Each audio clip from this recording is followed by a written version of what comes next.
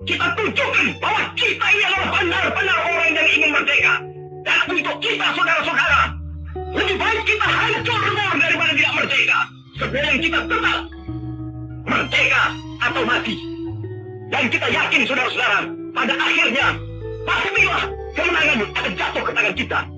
Sebab Allah selalu berada di pihak yang benar. Percayalah, saudara-saudara, Tuhan akan melindungi kita sekalian.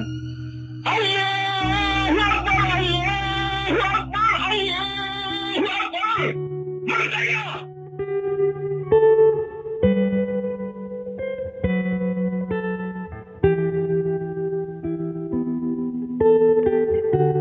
Hari Pahlawan yang jatuh pada 10 November erat kaitannya dengan pertempuran 10 November 1945.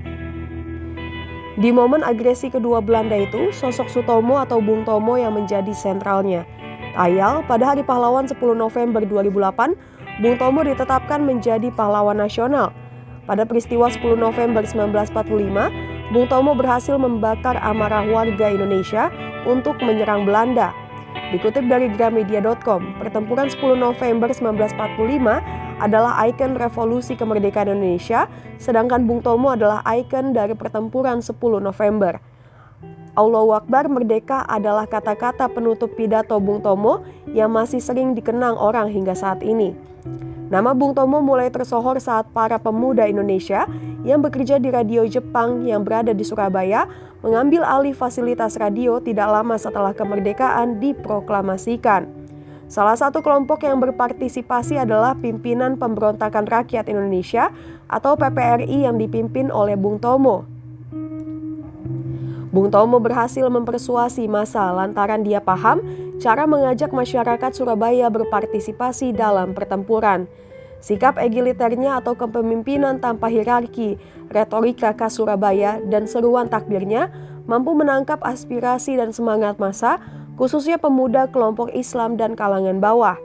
Tidak mengherankan jika dalam pertempuran 10 November 1945 itu juga dikenal dengan julukan jihad fisabilillah. Semangat juang rakyat Indonesia telah menggelora dengan adanya fatwa dari Bung Tomo. Semangat juang Bung Tomo tidak hanya ada saat Indonesia diduduki penjajah. Semangat juang Bung Tomo juga terlihat pasca kemerdekaan RI. Ia pernah menentang Soekarno dan Soeharto dalam sebuah kebijakan yang menurutnya dinilai salah.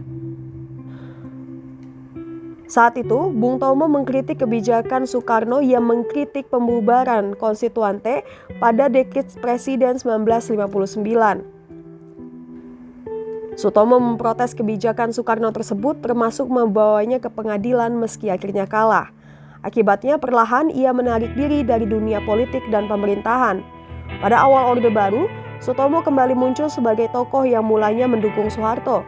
Namun sejak tahun 1970-an, ia mulai banyak mengkritik program-program Soeharto, termasuk salah satunya proyek pembangunan Taman Mini Indonesia Indah. Akibatnya pada 11 April 1978, Bung Tomo ditangkap dan dipenjara selama setahun atas tuduhan melakukan aksi subversif. Sekeluar dari penjara, Bung Tomo tampaknya tidak lagi berminat untuk bersikap vokal pada pemerintah dan memilih memanfaatkan waktu bersama keluarga dan mendidik kelima anaknya.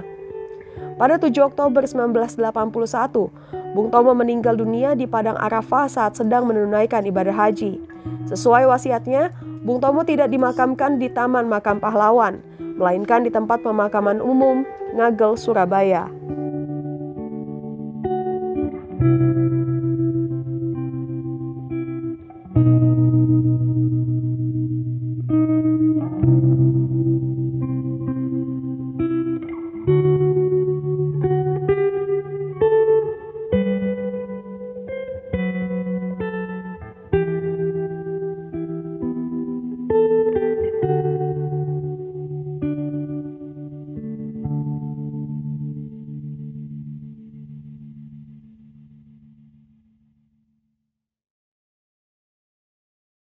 Jangan lupa subscribe ya.